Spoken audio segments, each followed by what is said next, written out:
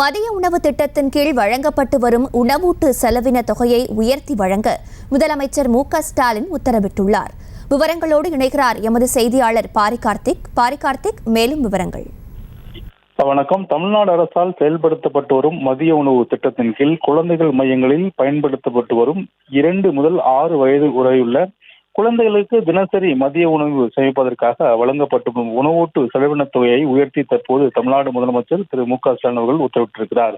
அதன் அடிப்படையில் 2 முதல் 6 வயது உள்ள குழந்தைகளுக்கு சத்துணவு திட்ட பயனாளி குழந்தைகளுக்கு உணவூட்டம் செலவினம் மற்றும் பயனாளி ஒருவருக்கு நாள் ஒன்றுக்கு 2.39 பைசா என உயர்த்தி வழங்கப்பட்டிருக்கு. தற்போது உயர்த்தி வழங்கப்பட்ட செலவின் அடிப்படையில் தினசரி காய்கறிக்கான செலவு ₹1.33 எனவும், உப்பு உள்ளிட்ட துரித பொருட்களுக்கான செலவினம் 46 பைசா எனவும், எரிபொருளுக்கான செலவினம் 60 பைசா எனவும் நிர்ணயிக்கப்பட்டுள்ளது.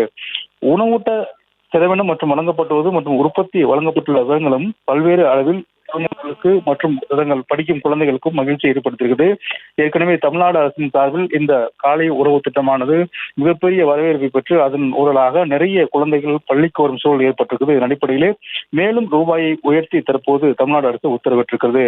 இந்த உணவூட்டு செலவினம் உயர்த்தி வழங்கப்படுவதால் அரசுக்கு ஆண்டொன்றுக்கு 4114 கோடி கூடுதல் செலவினம் ஏற்படும். இதன் மூலம் தமிழ்நாட்டில் செயல்பட்டு வரும் குழந்தைகள் மையங்கள் உள்ள சத்துணவு திட்ட பயனாளிகள் சுமார் 11,50,000 பேர் இந்த குழந்தைகள் இதன் மூலம் பயனடைவார்கள் என்றும் எதிர்பார்க்கப்படுகிறது. விவரங்களுக்கு நன்றி பாரிகார்த்திக்.